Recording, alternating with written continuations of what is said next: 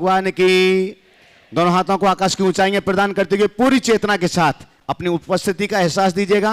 गुणायतन मूल नायक श्री चंद्रप्रभ भगवान की, परम शांति विधायक श्री शांतिनाथ भगवान की, चिंतामणि श्री पार्श्वनाथ भगवान की, वर्तमान शासन नायक श्री वर्धमान भगवान की, 24 तीर्थंकर भगवंतों की, संत शिरोमणि 108 आचार्य गुरुवर श्री विद्यासागर जी महामुनिराज की, गुणायतन प्रणेता शंका समाधान जनक भावनायुक्त प्रवर्तक पूज्य मुनिवर श्री प्रमाण सागर जी महाराज की, पूज्य मुनिवर श्री निर्वेक सागर शीतल सागर जी महाराज की, समस्त मुनि संघ की, संवेशकर तीर्थराज की पावन धरा गुणायतन लेकिन श्रावक संस्कार शिविर निहार का परिसर, जहां से आप शंका समाधान के इस लोकप्रिय कार्यक्रम को यहां पर बैठे हुए उपस्थित जन, श्रावक संस्कार शिविर में आए हुए सभी शिविरार्थीगण और देश और दुनिया में अपने घरों पर टीवी सेट के सामने बैठे हुए जो कि इस समय पारस चैनल, जनवाणी चैनल और प्रामाणिक ऐप के माध्यम से इस कार्यक्रम को लाइव देख रहे हैं, उन सभी दर्शकों का, आप सभी श्रद्धालुओं का गुणायतन परिवार एवं श्री सेवायतन परिवार हार्दिक हार्दिक स्वागत एवं अभिनंदन करता है। बंधुओं, हम इस कार्यक्रम को आगे बढ़ाएं इसके पूर्व महाराज श्री का मंगल आशीष ग्रहण करते हैं। दोनों हाथों को जोड़िएगा, आपके लिए भी मंगल आशीष मिले और आपके माध्यम से देश और दुनिया में इस कार्यक्रम को देख रहे सभी लोगों के लिए भी मंगल आशीष की छांव प्राप्त हो। हे महाराज श्री, नमोस्तु नमोस्तु नमोस्तु, इच्छामि इच्छामि इच्छामि। बंधु, जैसा कि हम सभी जानते हैं, गुणायतन में पंचायतन शैली के विश्व के पहले जिनालय का निर्माण कार्य लगभग पूर्णता की ओर है। आने वाले कुछ ही समयों में पंचकल्याणक प्रतिष्ठा के माध्यम से दिव्य परमात्मा प्रतिष्ठित होकर के विराजित होंगे। साथ ही साथ अनुभव केंद्र का भी निर्माण किया जा रहा है, विश्व का पहला ऐसी राइड जिसमें आप समोसरण यात्रा करेंगे और आत्मा से परमात्मा की मूवी के माध्यम से तीर्थंकर परमात्माओं के दिव्य जीवन को आप पलों में जान सकेंगे। गुणायतन के इन उपक्रमों को देखते हुए देश और दुनिया के अनेक उदारमना दानदातार प्रतिदिन गुणायतन परिवार में जुड़ते हैं, सम्मिलित होते हैं और अपने आप को गौरवशाली मानते हैं। आज जो परिवार गुणायतन और श्री सेवायतन से जुड़ रहे हैं, हम उनके नामों की घोषणा यहां पर करने के लिए जा रहे हैं। अपेक्षा होगी जोरदार करतल ध्वनि से आप उनका सम्मान करेंगे। साथ ही अनुरोध भी करूंगा कि आप इतनी विशाल संख्या में यहां पर आए हुए हैं श्रावक संस्कार शिविर में, अगर आप अभी गुणायतन परिवार से नहीं जुड़े हैं तो अनुरोध है कि यह गौरवशाली क्षण है, एक इतिहास लिखा जा रहा है गुणायतन में जो आने वाली पीढ़ियां याद रखेंगी। हमारे परिवार ने, हमारे दादा ने, पिताजी ने ऐसे स्थान पर दान दिया था जहां पर हम इस इतिहास को अपने सामने से फलता फूलता पल्लवित होता देख रहे हैं। तो अगर आप अभी नहीं जुड़े हैं तो गुणायतन से जुड़िए ना किसी रूप में आप जुड़िएगा, दूसरों को जोड़िएगा और गुणायतन से जुड़े हैं तो एक सीढ़ी ऊपर चढ़ करके उस इतिहास में सम्मिलित होइएगा। आज जो गुणायतन से रजत दान के रूप में जुड़ रहे हैं, सबसे पहले मैं उन्हें आमंत्रित कर रहा हूं। इंदौर से श्रीमती पुष्पा प्रवीण जी गंगवाल, कृपया पधारें मंच पर। श्रीमती पुष्पा प्रवीण जी गंगवाल इंदौर मध्य प्रदेश से हैं, जिन्होंने एक चांदी की शिला लगभग 788.75 ग्राम की एक चांदी की शिला गुणायतन के लिए प्रदान की। एक बार जोरदार करतल ध्वनि से उनका सम्मान कीजिएगा। मैं उन्हें इस मंच पर आमंत्रित करता हूं और आपके सम्मान के लिए मैं आमंत्रित करता हूं श्रीमती चंद्रकला जी पाटनी रांची, गुणायतन की मंत्री और ट्रस्टी, साथ में श्रीमती संध्या जी सागर, हाँ, गुणायतन की फाउंडर ट्रस्टी, कृपया पधारें और आज जिन्होंने गुणायतन के लिए रजत दान किया है उनका सम्मान करेंगे शीघ्रता के साथ में। साथ ही आज जिन्होंने गुणायतन से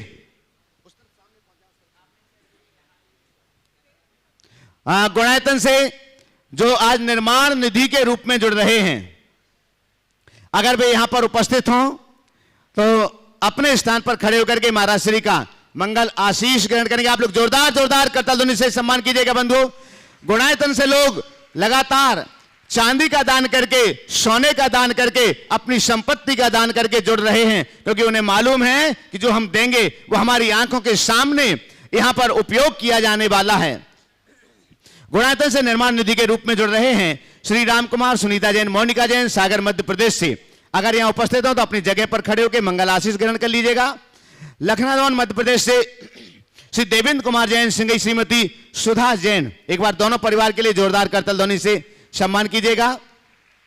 श्री सेवायतन के ट्रस्टी के रूप में आज जुड़ रहे हैं श्री विमल जी झांझरी, शीलम वीर बासु जैन अमेरिका से, और ये बंधुओं इन्होंने अपनी पहली सैलरी, ये बीणा जी और हमारे देवेंद्र जी अजमेरा, बीणा जी और अभय जी काला,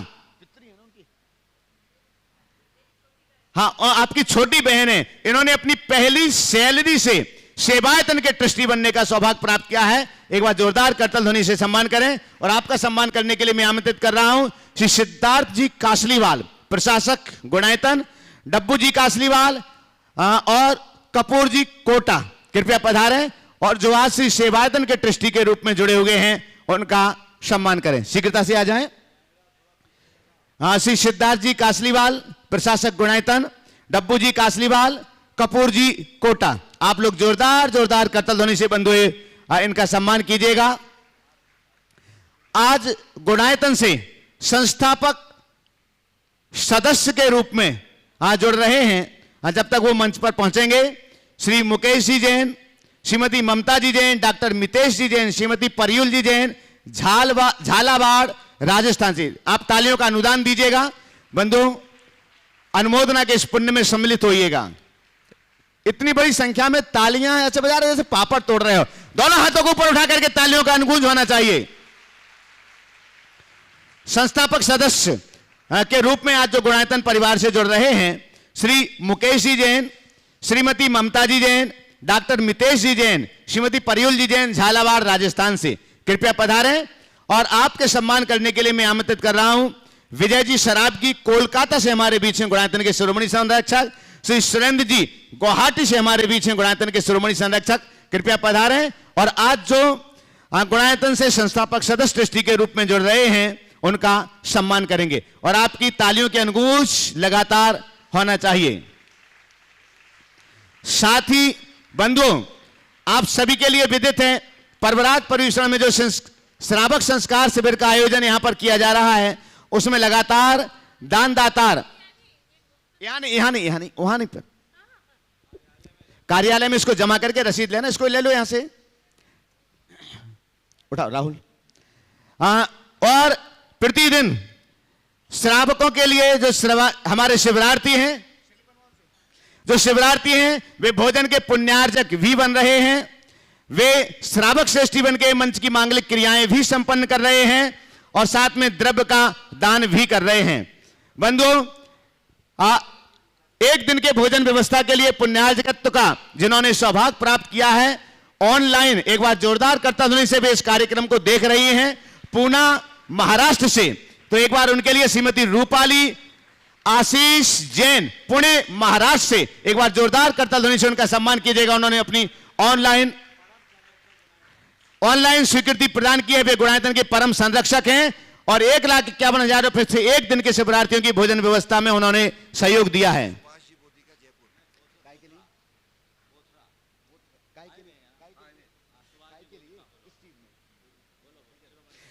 हाँ, और साथ ही भोजन पुण्यार्जक के रूप में ही सुभाष जी गोत्रा, जयपुर राजस्थान से गुणायतन के शिरोमणि संरक्षक यहां पर है शायद, तो मंच पर पधारे, मैं बहुत सम्मान से उन्हें आमंत्रित करता हूं।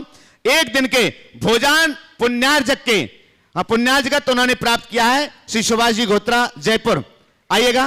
और आपके सम्मान के लिए मैं आमंत्रित करता हूं श्री सुभाष जी सीओ गुणायतन और श्री एनएल जैन साहब, जयपुर, कृपया पधारें। और जिन्होंने एक दिन के लिए भोजन व्यवस्था में अपना सहयोग दिया है, गोदिका, ठीक है, सुभाष जी गोदिका, पधारिएगा, पधारें। आप लोग भी जोरदार जोरदार करतल ध्वनि से बंधु, इनकी चंचला लक्ष्मी के सदुपयोग से आपके लिए सुस्वादु मिष्ठान भोजन व्यवस्थाएं यहां पर की जा रही हैं। और श्रावक श्रेष्ठी के रूप में आज जिन्होंने सौभाग्य प्राप्त किया था, विजय जी शराबगी, मातेश्वरी चंदा देवी जी शराबगी, कोलकाता, पधारे।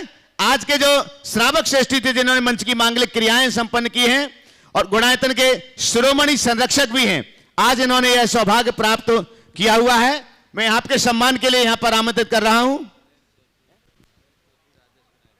नरेंद्र जी सेठी और राजेश जी विनायका, कृपया पधारें, एक साथ ही खड़े हो जाएं दोनों से, और राजेश जी विनायका शीघ्रता से आ जाएं। और जिन जो आज की मांगलिक क्रिया के श्रावक श्रेष्ठी थे उनका सम्मान करें। बंधुओं में एक बार पुनः आपका आह्वान कर रहा हूं,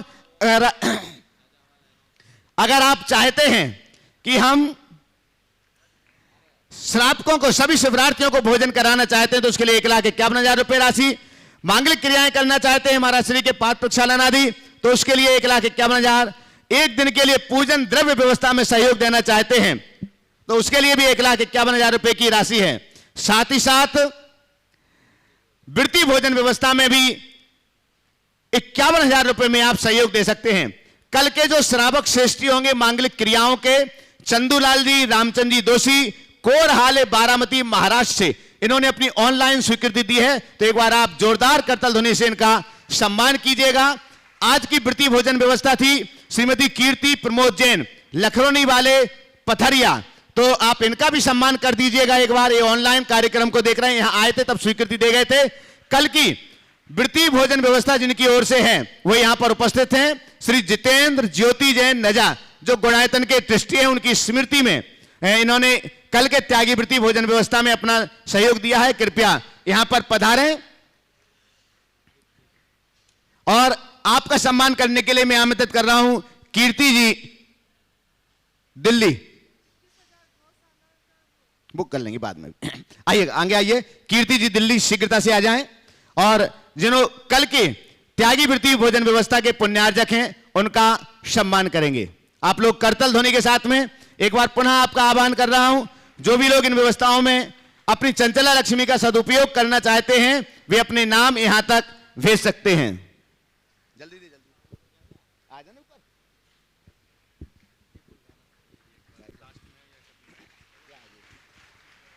हाँ चलेगा। और अब प्रत्यक्षता सौभाग्य है आपके हाथों में कि आप अपनी शंकाओं को महाराज श्री के श्री चरणों में रख सकते हैं और आपकी शंकाओं के माध्यम से देश और दुनिया में इस कार्यक्रम को देख रहे लोगों का मन भी निश्चितम तौर पर समाधित होगा। प्रथम प्रश्न के लिए मैं आमंत्रित कर रहा हूं ओम किरण जी अग्रवाल, रतलाम से, ट्रस्टी गुणायतन, और आज जिन्होंने मंडप का उद्घाटन किया हुआ है। हाँ, इसके बाद में तैयार रहेंगे श्री इस श्रावक संस्कार शिविर के सौधर्मिंद सुरेंद्र प्रीति जैन गुवाहाटी। नमोस्तु गुरुवर, नमोस्तु गुरुवर। इच्छा में महाराज जी, मेरा प्रश्न है कि हम स्वयं को खुश रखें, ये अधिकार किसी को दूसरे को नहीं देवे, और धर्म में और कर्म में हम कैसे ज़्यादा खुश रखें महाराज जी बताएं। हम स्वयं को खुश रख सकें और अपनी खुशी का दूसरों को अधिकार न दें, कैसे संभव है, और धर्म कर्म में हम ज़्यादा कैसे लग सकें। देखिए हो सकता है बशर्ते आप अपना रिमोट अपने हाथ में रखें। अगर रिमोट आपके हाथ में है तो कोई आपको प्रभावित नहीं करेगा। अब ये लाइट जल रही है, इसको चाहे जब जलाया जा सकता है, चाहे जब बुझाया जा सकता है, क्योंकि स्विच किसी और के हाथ में है। लेकिन लाइट जल जाए बुझ जाए ठीक है, हमारा मन पर इतना नियंत्रण होना चाहिए कि हमें चाहे जो चाहे जब जला न सके, चाहे जो चाहे जब बुझा न सके। यदि हम औरों से अप्रभावित रहने की कला विकसित करेंगे तभी हम खुद को खुश रख सकेंगे। लेकिन हम लोग दूसरों की तारीफ़ में खिल जाते हैं और थोड़ी सी टिप्पणी होती खौल जाते हैं। ये हमारे मन की बड़ी दुर्बलता है, यानी हमने अपना रिमोट दूसरों के हाथ में सौंप दिया। आत्मनियंत्रण ही मनुष्य की स्थायी खुशी का आधार बनती है।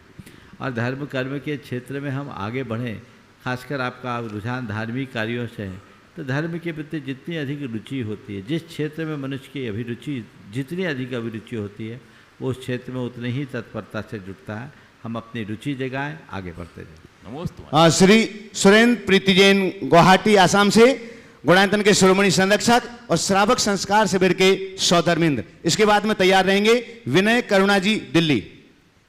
महाराज जी के चरणों में नमोस्तु नमोस्तु नमोस्तु। सभी छुल्लक जी के चरणों में इच्छा में इच्छा में इच्छा में। महाराज से आज आपने 5 ज्ञान के बारे में बताया। तो ऋजुमति और विपुलमति ज्ञान दोनों में क्या अंतर है? क्या ये ज्ञान आचार्य ऋषि को वर्तमान में है? देखिए, दोनों मनः परे ज्ञान के दो भेद हैं और वर्तमान में यह ज्ञान किसी को नहीं हो सकता, ये पंचम काल में नहीं होता। और ऋजुमति मनः परे ज्ञान और विपुलमति मनः परे ज्ञान दोनों सामने वालों के मन की बातों को पूरी तरह प्रत्यक्ष जानता है, लेकिन ऋजुमति मनः परे ज्ञानी सरल व्यक्ति के मन की बात को जानेंगे, जबकि विपुलमति मनः परे ज्ञानी सरल और कुटिल दोनों के मन की बात को जानेंगे। नमोस्तु गुरु। महाराज श्री, एक मैं भी पूछ लूँ छोटा सा। महाराज श्री, जब जल हमारे जैसे लोगों के चरणों पे गिरता है तो वो गंदा, चरणों मतलब पाँव पे गिरता है तो वो गंदा हो जाता है, और गुरुवर आपके चरणों पे गिरता है तो गंधोदक हो जाता है। तो ये किस चीज़ का प्रताप है या किस चीज़ का प्रभाव है? ये बहुत अच्छा सवाल किया है। सामान्य व्यक्ति के शरीर में गिरने वाला जल गंदा जल बनता है, और किसी संत के चरणों से गिर जाने के बाद या भगवान के ऊपर गिर जाने के बाद वो गंधोदक बन जाता है। क्यों बनता है? सामान्य व्यक्ति का जो शरीर होता है वो अपवित्रता से भरा होता है, और संत का जो शरीर होता है वो रत्नत्रय से पवित्र होता है।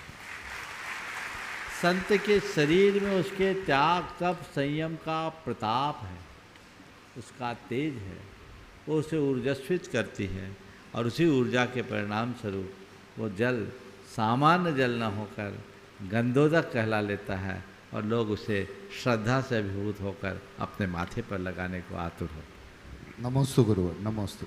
महाराज श्री, नमोस्तु महाराज श्री, नमोस्तु महाराज श्री। महाराज श्री, जब माला फेरते हैं तो हमारा मन इधर उधर क्यों चला जाता है? कृपया समाधान कीजिए। देखो, मन इधर उधर जाता है, उसको लगाने के लिए तो माला फेर रहे हैं। मन लगाने से लगेगा। 24 घंटे तो हम अपने मन को कहीं ना कहीं लगाए रखते हैं। माला फेरने बैठते हैं तो उसको खुला छोड़ देते हैं, तो उसको मौका मिल जाता है। इसलिए माला फेरते समय मन को खुला छोड़ने की आदत से बचो और मन को वहीं लगाओ, ताकि मन इधर उधर ना भागे। जब मन भागने लगे, मन को समझाओ, तेरी बात सुनूंगी बाद में, अभी माला फेर लेने दो।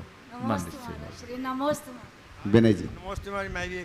महाराज जी, आजकल के बच्चे हैं, मेरे 3 बच्चे हैं, उनको मैं बहुत संस्कार देता हूँ, लेकिन उनके पास टाइम नहीं होने की वजह से वो मंदिर नहीं जा पाते हैं। क्या कारण है? मैं उनको खूब तीर्थों में लेके जाता हूँ, सब जगह करता हूँ, खूब उनका व्यवहार वगैरह खूब धर्म में लगता है, लेकिन वो दे नहीं पाते धर्म को। क्या कारण है? देखिए, अभी नहीं दे पा रहे हैं, आपके संस्कार पड़े हैं तो समय पर अपने आप जाग जाएंगे। थोड़ा आप अपने से आज जहाँ उससे 25 साल पीछे जाकर देखो तो। विनय जी। हाँ जी, हाँ जी। 25 बरस पहले आप कहाँ थे? हम काम में लगे रहते थे अपने में। तो आपके बेटे और आप में 25 बरस का अंतर तो होगा। हाँ है। तो हिसाब बराबर हो जाएगा। नमस्ते महाराज। दिनेश सुब्रा जैन, शिकागो, जो कुबेर इंद्र बने हुए हैं, गुणायतन और श्री सेवायतन के ट्रस्टी हैं। और इसके बाद में तैयार रहेंगे गजेंद्र जी, लखनऊ। नमोस्तु गुरुदेव। सभी महाराज जियों को नमोस्तु, और सभी चुल्लक जी महाराजों को इच्छामी इच्छामी इच्छामी। महाराज जी, मेरा एक ज्वलंत प्रैक्टिकल प्रश्न है। वो एक आपने जो सूक्ति दी थी, बताई थी कि न धर्मो रक्षते धार्मिकैर बिना, वो उससे रिलेटेड है कि हमारे समाज में भी बहुत ही कोई अर्थहीन लोग हैं जिनको अर्थ की बहुत चाहत रहती है, ज़रूरत होती है, आवश्यकता होती है, और वो अपने छोटे मोटे व्यवसाय के लिए भी कहीं 10,000, 20,000, 50,000 मांगते रहते हैं। एक संस्था है रंग दे करके, मैं उससे जुड़ा हुआ हूँ अमेरिका से, और उस संस्था के थ्रू काफ़ी लोगों को पैसे देते हैं वो लोग। तो हम लोग उन संस्था में पैसे देते हैं, लेकिन एक बार बड़ा आश्चर्य हुआ कि टीकमगढ़ की 2 बहनें, जिनका नाम बबली जैन और एक नाम मत लीजिए। हाँ, कुछ नाम थे उनके, जैन नाम थे। मुझे बड़ा अचरज हुआ कि वो 50,000 रुपए के लिए एक ओपन इसमें प्लेटफॉर्म पे जा कर के जैन नाम से ऋण मांग रही थी, जबकि हमारी समाज में पैसे वालों की कोई कमी नहीं है। तो मेरा ये एक ज्वलंत ये था कि अगर आपके आशीर्वाद से या आचार्य श्री के आशीर्वाद से एक कोई फंड इकट्ठा किया जाए और उसमें ज़रूरतमंद हमारे जैन भाई बहनों को दिया आपने जाए। जो बात प्रकट की है बहुत ही सामयिक और गंभीर है। इस दिशा में काफ़ी दिनों से विचार मंथन भी चल रहा है, गुरुदेव का भी ध्यान है। व्यक्तिगत स्तर पर बहुत सारे लोग ऐसा काम कर रहे हैं और अशोक जी पाटनी तो इसे बहुत व्यापक पैमाने पर कर रहे हैं। थोड़ा धैर्य रखिए, हो सकता है बहुत जल्दी आपकी भावनाएं साकार हो। नमोस्तु गुरु, नमोस्तु गुरु। गजेंद्र जी लखनऊ, आपके बाद तैयार रहेंगे सुधीर नम्रता जी ऑस्ट्रेलिया। नमस्ते महाराज जी, इच्छा में छुल्लक जी। महाराज जी, अनादि निधन संसार अनंत काल से चल रहा है और 6 महीने 8 समय में 608 जीव कंटिन्यूअस निर्वाण को प्राप्त हो रहे हैं। तो जैसे भव्य और अभव्य 2 प्रकार के जीव हैं, तो मेरा क्वेश्चन ये है, क्या कोई ऐसा भी दिन आएगा चाहे अनंत काल के बाद कि सिर्फ अभव्य जीव रह जाएंगे और भव्य जीव सब सिद्ध दशा को प्राप्त हो जाएंगे? चिंता मत करिए, ऐसा दिन कभी नहीं आएगा। क्यों नहीं आएगा? क्योंकि जीव राशि अनंत है। और अनंत किसको कहते हैं? जिसमें व्यय होते रहे, आय ना हो फिर भी अव्यय बना रहे, जो का त्यों रहे। यानी खर्चा हो, आमदनी ना हो तो भी ज्यों का त्यों है। ऐसा कोई गणित? खर्चा हो, आमदनी ना हो फिर भी ज्यों का त्यों बने रहे, वो अनंत का गणित है। समझ गए? और वो अनंत कैसे है? जैसे भविष्यकाल। भविष्यकाल कितना है? अनंत है ना। भविष्य तो अनंत है ना। आज पूछ रहा हूँ भविष्य कितना है? अनंत है। भविष्य में एक समय भी बढ़ रहा है क्या?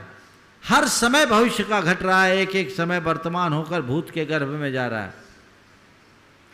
लेकिन आज मैं आपसे पूछता हूँ भविष्य कितना है, तो आपका उत्तर है कितना है? अनंत। माइक पकड़ो। आज कितना है? अनंत। कल पूछूंगा कितना है? अनंत ही रहेगा। परसों पूछूंगा कितना है? अनंत ही रहेगा। तरसों पूछूंगा कितना है? अनंत। आज से अनंत काल बाद पूछा जाएगा तो कितना होगा? अनंत ही रहेगा। इसी का नाम अनंत है, जिसका कभी अंत ना हो। समझ गए? आय रहित व्यय होने पर भी जो अव्यय बना रहे वो अनंत है। समझ गए?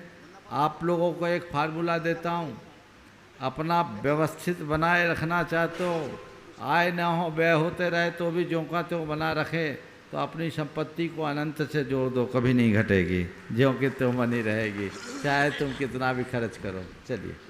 नमस्ते महाराज। सुधीर नम्रता जी ऑस्ट्रेलिया, महायक नायक है। एक सवाल और है, चलो बोलो। नमस्ते महाराज जी।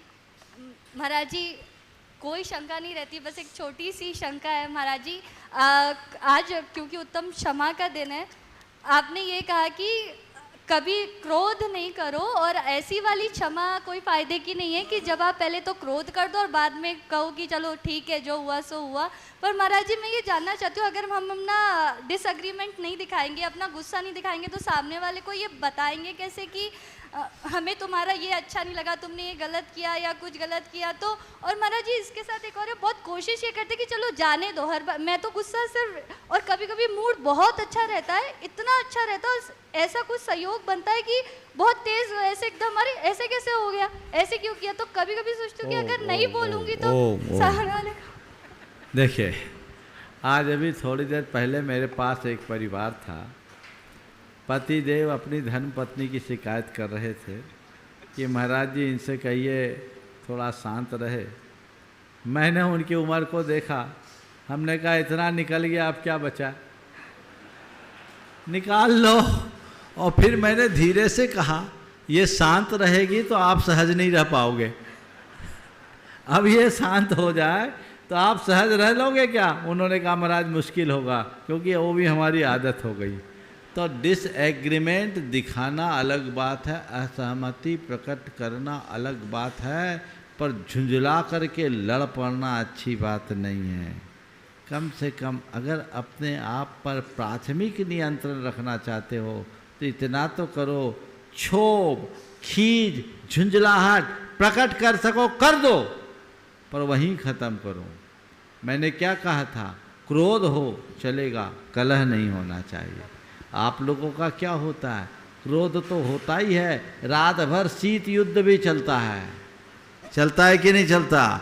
एक का मुंह उस तरफ, एक का मुंह इस तरफ, एक बिस्तर पर है पर दोनों की दुनिया एक तरफ। मतलब क्या है? ऐसी जिंदगी से क्या मतलब? गुरुदेव ने एक बार दो पंक्तियां सुनाई थी, दुश्मनी करो करो जम के करो, दुश्मनी करो करो जम के करो, मगर इतनी गुंजाइश हो जब कभी हम दोस्त बने शर्मिंदा ना हो। समझ गए? दुश्मनी करो करो जम के करो, मगर इतनी गुंजाइश हो जब कभी हम दोस्त बने शर्मिंदा ना हो। बस इतना ध्यान रखें। चलिए। सुधीर नम्रता जी ऑस्ट्रेलिया, महायज्ञ नायक और गुणायतन के संरक्षक आगे तैयार रहेंगे। विजय जी शराबगी कोलकाता। महाराज श्री के चरणों में नमोस्तु नमोस्तु नमोस्तु। चुल्लक जी और एलक जी के चरणों में इक्षामी इक्षामी इक्षामी। महाराज श्री ऐसा कहते हैं कि यदि कोई गृहस्थ हर समय धर्म करे तो गृहस्थी नष्ट हो जाती है, और बिल्कुल धर्म ना करे तो गृहस्थी भ्रष्ट हो जाती है। तो महाराज श्री गृहस्थ अवस्था में रहते हुए जब तक घर की जिम्मेदारियां हैं तो कितना धर्म करना चाहिए? आपका वाक्य, गृहस्थी अगर दिन भर धर्म करे तो गृहस्थी नष्ट हो जाती है जी, और धर्म ना करे तो भ्रष्ट हो जाती है। तो बिल्कुल ठीक है, ना नष्ट करो ना भ्रष्ट करो। गृहस्थी के लिए क्या कहा? केवल धर्म करने की बात ही नहीं की, धर्म अर्थ और काम इन तीनों के मध्य संतुलन बना कर चलो। अर्थ का अर्जन करो और काम का आश्रय लो, कोई मनाही नहीं है, लेकिन धर्म से जुड़कर अर्थोपार्जन में भी धर्म हो और काम में भी संयम रूप धर्म हो, ये चीज़ें जुड़ जाए तो उसके जीवन में कभी गड़बड़ नहीं होगा। अति कहीं नहीं होनी चाहिए, व्यक्ति के जीवन में नियंत्रण तो होना ही चाहिए। विजय जी शराबगी मातेश्वरी साथ में चंदेरी शराबगी कोलकाता से गुणायतन के शिरोमणि संरक्षक, और आगे तैयार रहेंगे दिनेश भावना जी बिलगी अहमदाबाद। नमोस्तु गुरुदेव। मेरा सपरिवार कोलकाता समाज की ओर से बारंबार नमोस्तु नमोस्तु नमोस्तु। गुरुदेव, प्रतिस्पर्धा की अंधी दौड़ में चकाचौंध रूपी चांद को पाने की आपाधापी में आज हम जरूरत से ज़्यादा स्ट्रेस लेकर जीवन क्षति कर रहे हैं। गुरुदेव, इससे कैसे बचा जाए और संतोष को जीवन में कैसे धारण किया जाए? स्ट्रेस से कैसे बचा जाए, संतोष को जीवन में कैसे धारण किया जाए? सबसे पहली बात, अगर अपने आप को स्ट्रेस से बचाना चाहते हो तो स्ट्रेस के कारणों को हमें देखना होगा।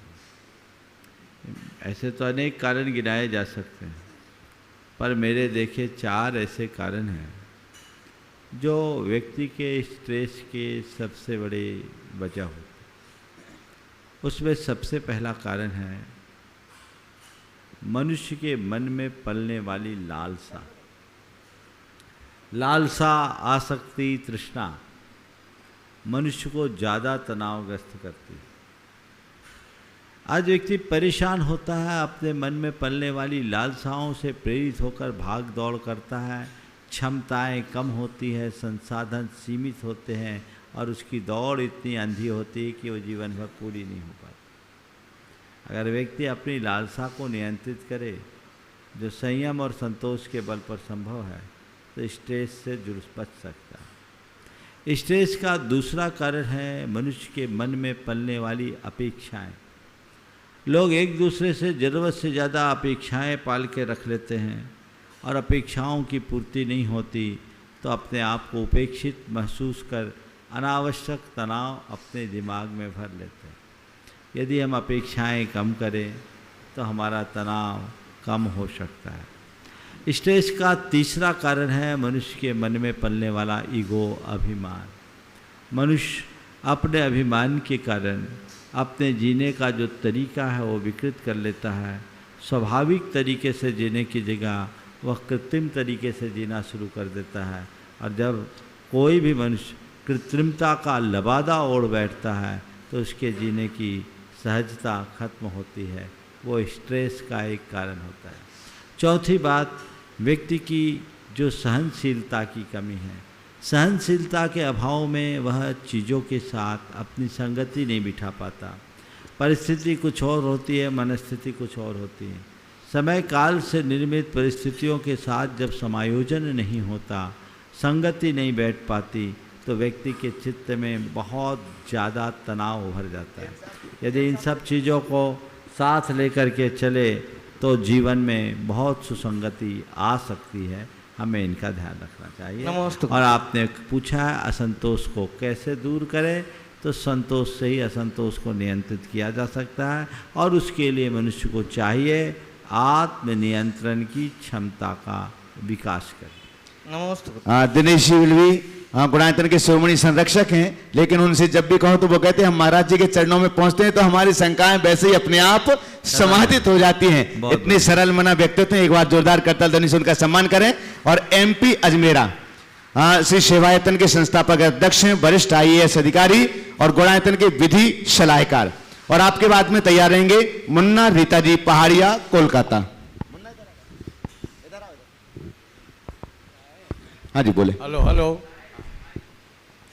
महाराज श्री के चरणों में सशत बंदन। महाराज मुझे कोई शंका नहीं है, मुझे तो आपके सपनों के साकार करने की प्रतीक्षा है। जिस तरह से आपने गुणायतन को बनाकर विश्व में जैन समाज की पताका को आसमान पर पहुंचाया है, लेकिन उस दिन की चर्चा होगी जिस दिन मधुबन पंचायत के 14 गांवों में भगवान महावीर के आदर्श पल्लवित होंगे। यही आपका सपना था और इसी सपने को साकार करने के लिए आपने सेवायतन का गठन किया था। महाराज सारी दुनिया अगर लग जाएगी, अगर एक शहर एक गांव को अडॉप्ट कर ले और एक शहर का एक व्यक्ति एक घर को अडॉप्ट कर ले, तो महाराज श्री हम स्वर्ग बना देंगे और विश्व में चर्चा होगी। अगर तुम्हें कुछ सीखना हो तो प्रमाण सागर से सीखो। उसने न केवल गुणायतन बनाया है बल्कि विश्व में ऐसा डंका बजा दिया है जो विश्व के हर लोग इस बात को चर्चा का कारण बनेंगे। महाराज यही आपसे अपेक्षा है और हम लोग सब आपके आदेश की प्रतीक्षा में हैं। एक बार इनके उत्साह का जोरदार अभिनंदन करें। देख रहे 84 साल की उम्र में भी ये हाल है ना, तो अब ये समझ लो किशमिश का ये प्रभाव है तो अंगूर कैसा होगा, है ना। बहुत उत्साह के साथ लगे हैं। अजमेरा साहब भावना बनाए रखिए, सबका वक्त आएगा और जब वक्त आता है तभी काम होता है। हम आप तो केवल निमित्त हैं, जब समय आएगा सब होगा। और मुझे पता है गुरुदेव का आशीर्वाद आप सबकी भावना है, समय सब काम कराएगा और सब चीज़ें ठीक होगी। मुन्ना रीता जी पहाड़िया, कोलकाता से ईशान इंद्र हैं। बंधु ये हमेशा पात्र बनते हैं और आप सबके लिए भक्ति गंगा में स्नान भी कराते हैं। सुबह से आप देख रहे हैं लगातार। जोरदार करताल ध्वनि से उनका सम्मान करें। और आगे तैयार रहेंगे श्रेयांश जी मुंबई, महायज्ञ नायक। महाराज श्री के चरणों में नमोस्तु नमोस्तु। इच्छामी इच्छामी इच्छामी। महाराज श्री, महाराज श्री जगजीत जी की एक गज़ल है, उसका आज के धर्म से ही संबंध है कि गांठ अगर लग जाए तो फिर रिश्ते हो या डोरी, लाख मना करने पे भी गलत हो रहा है। गांठ अगर लग जाए तो फिर रिश्ते हो या डोरी, लाख कोशिश करने में गलत हो रहा है महाराज जी। मेरा तात्पर्य यह है महाराज श्री कि गांठ लग जाती है और लगने के बाद में उसको खोलने के लिए ईगो सामने आता है। इसका उपाय क्या करें? गांठ लग जाने के बाद खोलने में ईगो सामने आता है, क्या करें? गांठ ऐसी होती, जब गठीली होती तो खोलना मुश्किल होता, उसको काटना पड़ता है। खुलने लायक गांठ होती है ढीली तो आराम से खुल जाए, लेकिन कुछ गांठें ऐसी होती है जिसको काटना पड़ता है। तो बस जब ऐसी ईगो आ जाए सामने तो उसकी तो सर्जरी ही कराओ, गुरु चरण में जाओ, गांठ को काट दो, रास्ता खुल जाए। नहीं, सामने वाले से क्षमा मांगने में ईगो सामने आता है। वही क्या तो करें? है, वो मन को जब तक हम सरल नहीं बनाएंगे क्षमा नहीं मांगा जा सकता। श्रेयांश जी मुंबई माइक नायक नहीं है, चलिए। दीपचंद सरला जी छाबड़ा कोलकाता नहीं है, नहीं है। यतीन्द्र कमलेश जैन चेन्नई, जो इस श्रावक संस्कार शिविर में शानत कुमार इंद्र बने हुए हैं। और इसके बाद में तैयार रहेंगे योगेश जी अलवर। हेलो, नमोस्तु महाराज जी, नमो सभी को इच्छामी महाराज जी। आज एक विधान में एक आया था, चीटी कुंतु खटमल बिच्छू दुखमाई, ये इंद्रिय पराजय पाए गणा आदि ही, इसको दुख में जानी मुनि करुणा धरें, सो ही उत्तम क्षमा जजें। महाराज जी, ये मुनियों के हम लोग भी करुणा रख सकते हैं ना इन लोगों के? उत्तम क्षमा तो मुनि के ही पास होती है, आप लोग उस क्षमा का अंश अपने जीवन में उतार सकते हैं। नमस्ते महाराज जी, नमस्ते। हाँ, योगेश जी अलवर, शांत कुमार इंद्र है। और इसके बाद तैयार रहेंगे बीरेंद्र जी बरजात्या धूलियान। इच्छामी महाराज, इच्छामी महाराज श्री, समाज में या संस्थाओं में, समाज में पद पे रहना चाहिए या नहीं? नहीं रहेंगे तो संभालेगा कौन? महाराज जी, आज ये पोजीशन है, सब यही कहते हैं कि अच्छे लोगों को पदों पर नहीं रहना चाहिए, उनको दूर रहना चाहिए, तो मार्गदर्शन दें महाराज। अच्छे लोग पद पे नहीं है, इसलिए बुरे लोग पद पे आ गए। तो महाराज जी रहना सुनो चाहिए, मेरी नहीं आगे? बात, अच्छे लोगों को पद पर रहना चाहिए, पर पद का व्यामोह नहीं करना चाहिए। मुश्किल ये होती है कि जो लोग पद पे बैठ जाते उठने का नाम ही नहीं लेते, कब्र में पांव लटक जाने के बाद भी पद छोड़ने की कोशिश नहीं करते, पद पर लग जाते हैं और दायित्वहीन आचरण करते हैं, तो पद भी बदनाम होता है। पद करो, पद का बहुमान करो और पद को एक दायित्व मानो और अपना कर्तव्य समझते हुए उसे निभाओ। नमस्ते। वीरेंद्र जी बरजात्या धूलियान से, जो इस श्रावक संस्कार शिविर के चक्रवर्ती के रूप में हैं। इसके बाद तैयार रहेंगे मुकेश जी, अरुण जी, सुनील जी। नहीं है सवाल, इनका सवाल नहीं, बहुत है। हाँ, मुकेश जी, अरुण जी, सुनील जी, दिल्ली। हाँ, एक साथ ही आ जाएं अरुण भाई साहब, वहीं पहुंच जाएं, चलेगा शीघ्रता से। इसके बाद में तैयार रहेंगे रूपचंद्र शोभा जी दमोह। नमस्ते महाराज श्री, मेरा क्वेश्चन ये है कि आजकल जो पैसे से शांति धारा होती है भोली से, उसकी बहुत क्रिटिसिज्म है, उसको कैसे सॉल्व किया जाए? इसके पैसे के अभाव वाले अपनी भावना होते हुए भी नहीं कर पाते, कृपया शंका का समाधान करें। देखिए, पैसे से शांति धारा होना कोई बुरी चीज़ नहीं है, और जो लोग इसकी आलोचना करते हैं वो इसके मर्म को नहीं जानते। शांति धारा क्यों कराते हैं? अपने विघ्न बाधा के निवारण के लिए, मन के उद्वेग के शमन के लिए।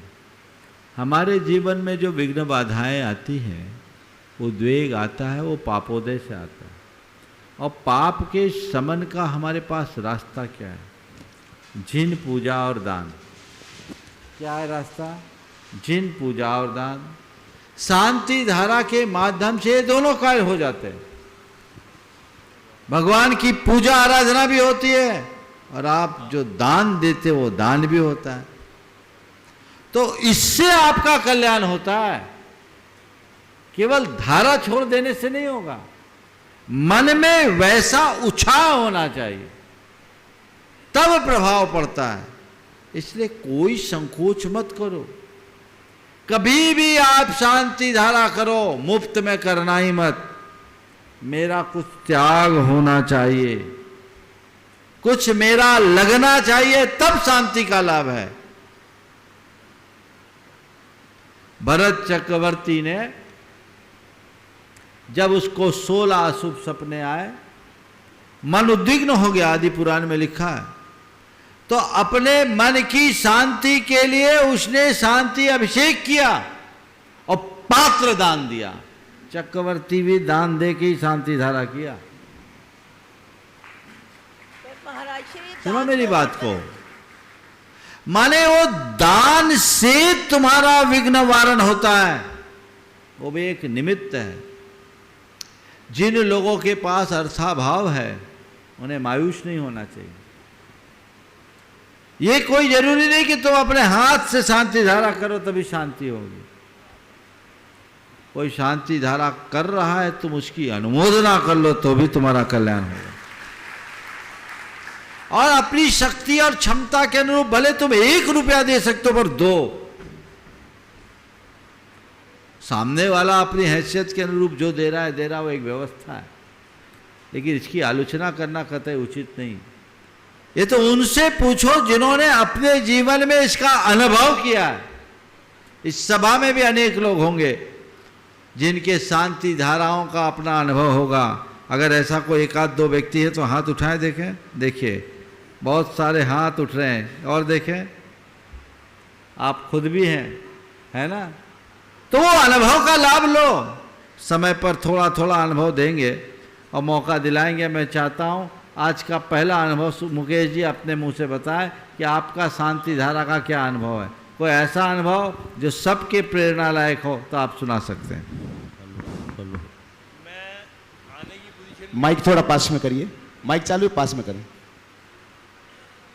मैं आने की पोजीशन में नहीं था। मैं पिछले 2 दफ़ा से शिखर जी आ रहा हूँ और तबीयत मेरी ठीक नहीं थी, मुझे कैंसर भी हो गया था और भी बहुत बीमारियाँ थी, लेकिन शांति धारा या महाराज जी के आशीर्वाद से मैं आज ठीक ठाक हूँ। मुझे कैंसर भी नहीं है और शांति धारा 2 दफ़ा कर चुका हूँ और 3री दफ़ा करने की इच्छा रखता हूँ। और मन में लगा रहता है कि मैं बस शिखर जी जाऊँ, शिखर जी जाऊँ, शिखर जी जाऊँ। बहुत सुंदर। इससे उत्कृष्ट उदाहरण और क्या होगा।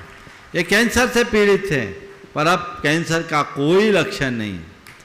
हालांकि मैं ये कहता हूँ कि इस बात को इस अर्थ में महिमा मंडित करना उचित नहीं है कि कुछ भी हो शांति धारा करो तुम्हारा काम हो जाएगा। शांति धारा भी एक निमित्त है। जब तुम्हारा कर्मोदय तीव्र होगा तो कोई निमित्त काम नहीं होगा। मणिमंत्र तंत्र बहु होई, मरते न बचावे कोई। लेकिन इतना तय है, यदि इस तरह के शुभानुष्ठान करोगे तो अकाल मौत से मरोगे, अकाल मौत से बचोगे और मौत की पीड़ा से बच सकते हो। अजर अमर तो कोई नहीं है, ये संसार की नियति है। तो ये पुण्यवर्धक क्रियाएं हैं। इन क्रियाओं में रुचि रखनी चाहिए, श्रद्धा रखनी चाहिए और उसी अनुरूप इसका अनुष्ठान करना चाहिए। बहुत बहुत रूपचंद्र शोभा जी दमोह, महेंद्रेंद्र आगे तैयार रहेंगे। अमरचंद जी छाबड़ा मुंबई। महाराज जी के चरणों में तरुवास्तु नमोस्तु नमोस्तु इच्छामि। चरणों में इच्छा। महाराज जी कुंडलपुर एक ऐसा क्षेत्र पूरे देश के लोग आते हैं, तो वहाँ लोगों के लिए दमों में कोई सुविधा नहीं थी, तो एक आपके आशीर्वाद से एक त्यागीवृत्ति भोजनशाला शुरू करी थी। वो पिछले साल हम जब इस पर्यूषण पर्व में शिविर में आए थे तो आपके मार्गदर्शन से इतना पुण्य फला कि हमको लगभग 2 करोड़ की ज़मीन एक व्यक्ति ने मात्र 50 लाख रुपए में दे दी, बाकी उसका दान हो गया। अब ये हम चाहते, जगह बहुत 5500 वर्ग फुट करीब मिल गई है। अब आपके मार्गदर्शन में हम एक भव्य उसको भोजनालय और एक आश्रम बनाना चाहते हैं, जो व्रतियों के लिए आवास सुविधा भी हो, भोजन सुविधा हो। कृपया मार्गदर्शन। बहुत प्रशस्त भाव है। आप जो काम कर रहे हैं आप सफल हो, आशीर्वाद। एक बात मैं ज़रूर कहूँगा, हर शहर में, हर गांव में अब एक ऐसी व्यवस्था होनी चाहिए कि समाज के ही लोगों के द्वारा एक भोजनशाला चलाई जाए जो पेड हो, अनपेड नहीं। और वहाँ पर ऐसे लोगों को भोजन सुलभ कराया जाए जिनके परिवार में कोई बनाने वाला ना हो, अथवा 3 दिन किसी को बनाना ना हो। टिफ़िन की भी फैसिलिटी दी जाए तो हमारे घर में कुलाचार का भी पालन होगा और लोगों को बहुत सहूलियत होगी। आज यहाँ भिंडर के लोग आए हुए हैं, थोड़ा खड़े हो जाएंगे आप लोग। भिंडर से बहुत लोग आए। वहाँ राजा श्रेयांश अच्छुन्न आहारशाला चलाते और इतने बढ़िया ढंग से चलाते हैं, इतने बढ़िया ढंग से कि कोई भी लोग आप गांव से बाहर चले जाए, भोजन के लिए कुछ सोचना नहीं पड़ता। हर पंचायत को अपने स्तर से करना चाहिए, उससे अपने ही समाज के बंधुओं को रोजगार भी मिलेगा और बाकी लोगों को ये लाभ मिल सकता है।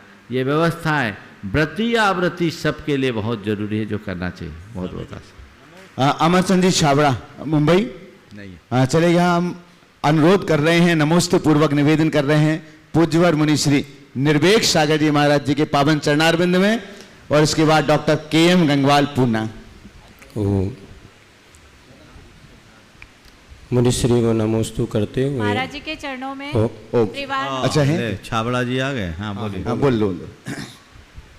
महाराज जी, ये प्रश्न मेरा नहीं, राहुल का है। आज वो वहाँ लाइव देख रहा है, जो उसका बर्थडे है। मैं आप उसको आशीर्वाद दे दीजिए। उसने प्रश्न किया है कि महाराज जी, परिस्थितियों के कारण हम कषाय कर बैठते हैं। कषायों से तो डर लगता है, और ये कषाय ही ऐसी है जो कर्मों को बनवाती है। तो कभी कषाय उत्पन्न हो तो हम उसे कैसे कंट्रोल में करें? दूध में उफान आता है तो क्या करते हैं? गैस बंद कर देते हैं। गैस बंद करने मात्र से काम नहीं चलता। सबसे पहले क्या करते हैं? उस पर पानी का छींटा डालते हैं ना। जब भी कषाय का उफान आए, तत्व ज्ञान की धार डाल दो, कषाय शांत हो जाएगा। समझ गए? चलिए। पूज्यवर मुनि श्री निर्वेक सागर जी महाराज जी के पावन चरणारविंद में नमोस्तु पूर्वक निवेदन। पहले महाराज श्री मुनिश्री को नमोस्तु करते हुए 10 लक्षण पर्व का प्रथम दिवस, उत्तम क्षमा धर्म की बात। जिन्होंने उम्र की परिपक्वता प्राप्त कर ली है, वो कैसे इस धर्म को पालन करें, कैसे क्रोध पर विजय प्राप्त करें, ये धर्मोपदेश आज आपके माध्यम से सुनने को मिला। और बात भी सही है। एक समय ऐसा था तब जो बड़े हो जाते थे, समझदार होते थे, गृहस्थी में फंसे होते थे, वही लोग गुस्सा करते थे। बच्चे कभी गुस्सा नहीं करते थे, बच्चों को क्रोध नहीं आता था। किंतु आज परिस्थितियां बदली। छोटे से छोटे बच्चों के मन में इतना ज़्यादा क्रोध हो जाता है कि वो अपने माता पिता के साथ भी दुर्व्यवहार करने लग जाते हैं। ऐसा लगता है कि माता पिता जो छोटी सी उम्र में बच्चों की सारी सुख सुविधाएं उनको दे देते हैं, और जब बड़े होने पर वो सुख सुविधाएं यदि उनको नहीं मिलती तो उनकी परिस्थिति बदलती है। आप बच्चे भी अपने क्रोध को कैसे कंट्रोल करें, और माता पिता बच्चों के साथ कैसा व्यवहार करें कि बच्चे अपने क्रोध को विकसित ना करते हुए अपने क्रोध से बच सकें, कृपया समाधान करें। नमस्कार। महाराज जी ने बहुत ही अच्छा सवाल उठाया। ये एक बहुत बड़ी समस्या है। आजकल के बच्चों में, दूध पीते बच्चों में भी जबरदस्त क्रोध दिखता है। सबसे पहले इसके कारणों पर हमें जाना चाहिए। मुझे इसका सबसे पहला कारण दिखता है, वह है सहजीवन का अभाव। पहले घर परिवार में अनेक लोग रहते थे, परस्परता, प्रेम, बंधुत्व और आत्मीयता जैसे भावों से भरे होते थे। अगर कोई स्त्री गर्भवती होती थी तो भी घर परिवार में उसको ऐसा वातावरण मिलता था कि वो पूरी तरह तनाव मुक्त होती थी। पेट में पलने वाले संतान को अच्छे संस्कार मिलते थे। अब धीरे धीरे वो चीज़ें ख़त्म हो गई। अब तो पेट में बच्चा आते के साथ ही टेंशन शुरू हो जाता है। रही सही कसर डॉक्टर निकाल देते हैं पूरे बेड रेस्ट की सलाह देकर। और उस समय जो विशेष रूप से चिंतन मनन मंथन के साथ जीना चाहिए, उसकी जगह सोशल मीडिया और अन्य तरह की नकारात्मक बातों से वो गुजरते हैं, जिसका बच्चे के ऊपर विपरीत प्रभाव पड़ता है। परिणाम बिगड़ जाते हैं। बच्चे न केवल शारीरिक रूप से अपितु मानसिक रूप से भी डिसेबल होने लगे हैं। आज के बच्चों का भावनात्मक विकास बहुत तेज़ी से अवरुद्ध हो रहा है। ये एक बड़ी समस्या है।